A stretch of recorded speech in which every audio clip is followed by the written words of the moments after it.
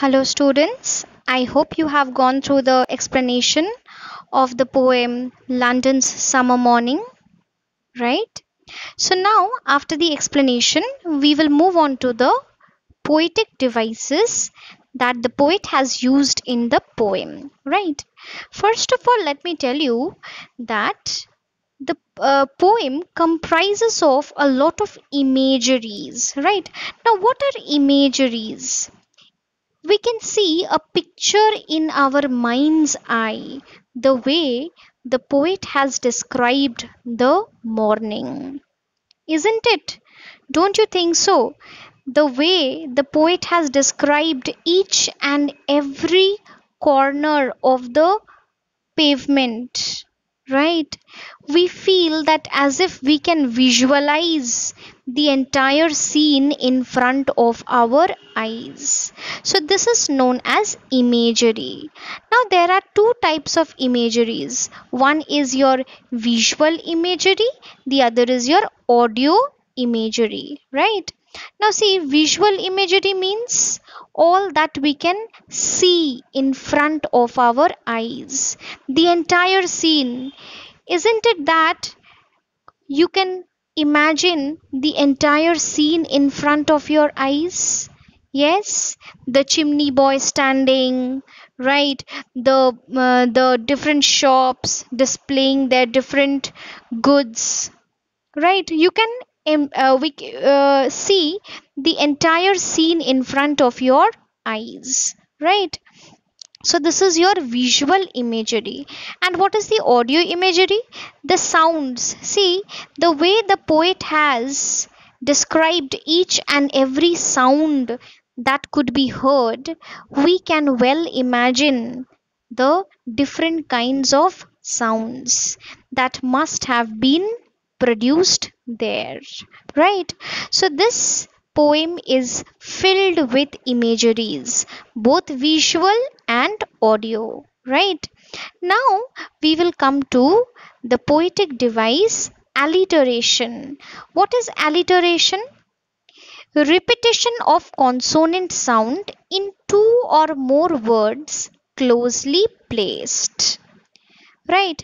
Now, to explain you in a simple manner, I will say that Mickey Mouse, right? Mickey Mouse. See, both the words start with the m sound. M, which is a consonant, M sound, right? It is a consonant sound. So both these words begin with the m sound. So it is an alliteration. Right, you will see plenty of alliterations are present in the poem. The first one is sultry smoke. See, sir, sir, sultry smoke. S sound is repeated. In the next one, Cooper's cork cutters. See, here also C sound is repeated. Next, vegetable vendors. See, here also V sound is repeated. Bandbox. B sound is repeated. Sit smart. Here also S sound is repeated. Window watching. W sound is repeated. Poor poet.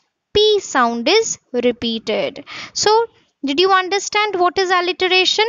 The repetition of the consonant sound in two or more words which are closely placed to each other. It need not be the next word, it can be a word which is closely placed by it, right? So now we will come to the next poetic device, which is metaphor. Now, do you know what is a metaphor? I think metaphor everybody knows, but still let me tell you, metaphor is when you compare two different objects in a direct way. Like suppose I say she is a rose. Obviously she cannot be rose, but her beauty is compared to rose. So here it is a direct comparison between two things. See, here you will see, here the bag is compared to abyss, right? Bag is compared to abyss. So this Next poetic device is onomatopoeia. Now, what is onomatopoeia? It is formation of a word from a sound association with what is named. Like suppose when you hear the sound hiss, what comes in your mind? Snake. When you hear the word or the sound buzz, what comes in your mind? The bees. Similarly, when you hear the word rattle, what comes in your mind? The sound of a steel vessel. When you hear the word tinkle, what comes in your mind? Bell. Right? So, in this poem, there are two onomatopoeic words. What are they? Rattle and tinkle. Right? Now, this entire poem is a blank verse. What is a blank verse?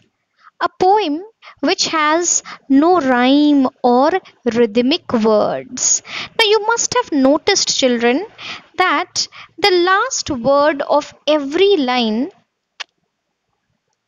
is rhythmic in tone in usually in all the poems.